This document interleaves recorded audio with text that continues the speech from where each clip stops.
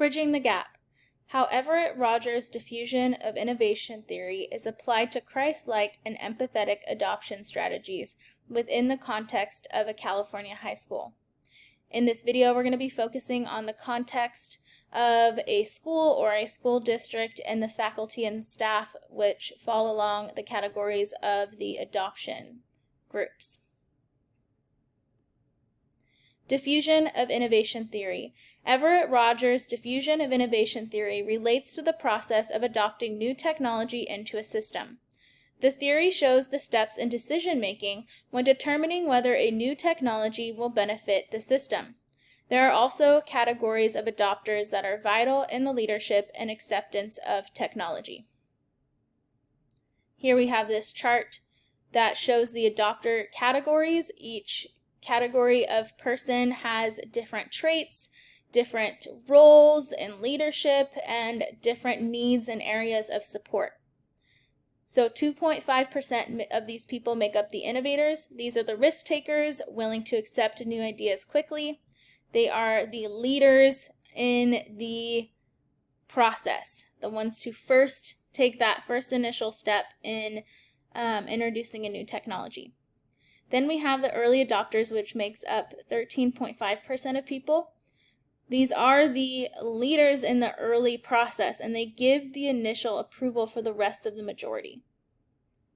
34% of these people are early majority. This is the first half of the majority left to adopt. Their approval is important for the later half. These three categories of people have the responsibility of leading the rest of the team to the decision-making process. Then we have 34% is the late majority. This is the skeptical half who need to be persuaded to adopt. They need to see how it's worked in classrooms, how the rest of the team has adopted it and accepted this technology in order for them to feel comfortable enough to accept it themselves. Then we have 16% of those people are the laggards. These people desire to see how the innovation works before they decide to adopt. These people focus on comfort and safety as the top priority, and they are going to be the very last ones to accept the new technology. Leading early adopters. The innovators, early adopters, and early majority. Innovators need to be aware that they will come across academic resistance as they seek new technologies to improve teaching efficiency. The early adopter group will be labeled as the leaders in their district or school as they guide their team with tools and strategies that offer more than traditional practices. Like I said in the last slide, it is important that these three groups of people take on the responsibility of leading their team to full acceptance of a new technology. So what do they need in terms of support? Educators within this category need to be supported by their district.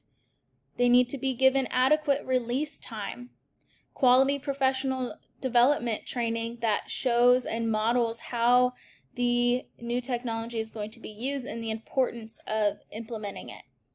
Technical support for when things don't go as planned. Pedagogical research that supports student-centeredness and deeper instruction within the classroom. Positive experiences. How can these people have positive experiences and then communicate their experiences and their own development of the technology in their classrooms to the later group?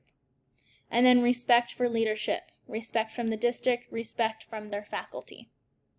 How can we follow Christ's example in leadership? Christ calls us to spread good news and be the hands and feet. Following that example, innovators and early adopters are sent into the school to model and present new technology that will save time and effort and deepen teaching practices. People within this group need to hear and understand the truth of what the presented system offers, and then model its acceptance and effectiveness to the later group of adopters.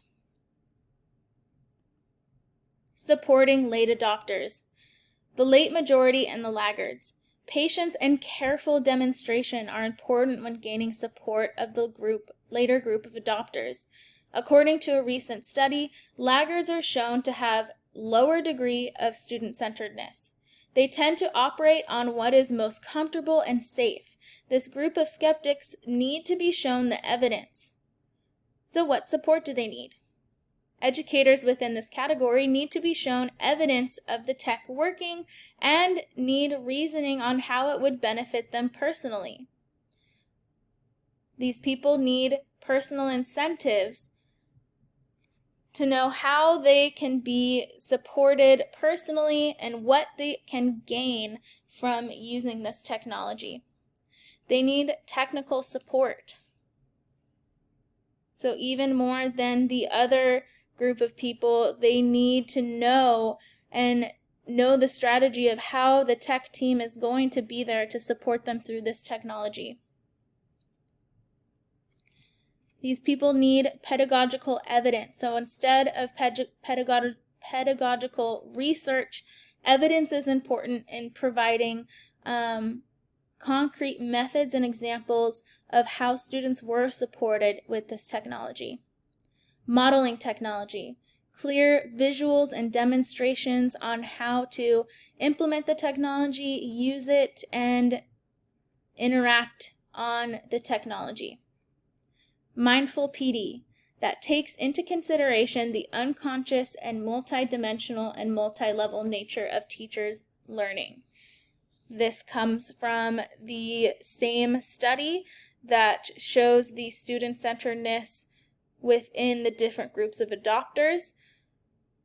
Mindful PD can take into consideration the different categories of people and what they need, subconsciously providing the things that they need through PD that caters to these specific groups.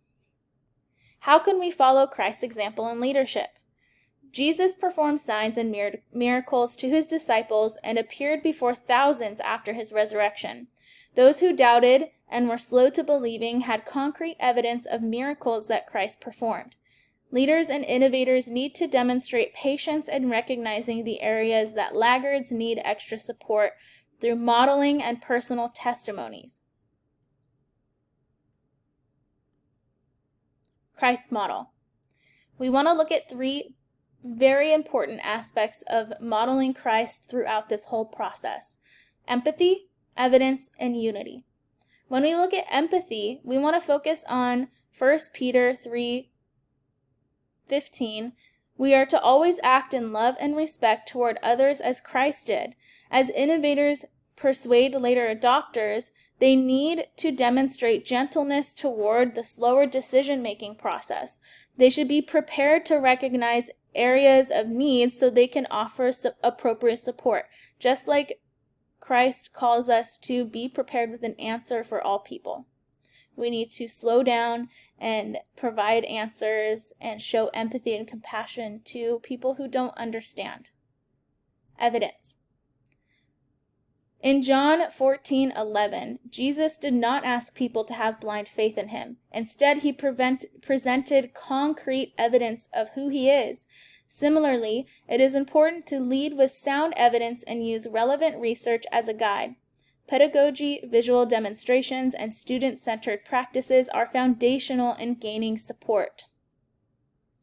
So providing evidence, the visuals, how this is going to work, we want to see. Christ wants us to see and to understand with sound wisdom.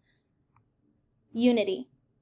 In 1 Corinthians 12:25-26, Christ calls us to humility and to come alongside each other in our shortcomings or sufferings or lack of technological understanding. When we lessen ourselves for the sake of others, we can lift up the system in unity.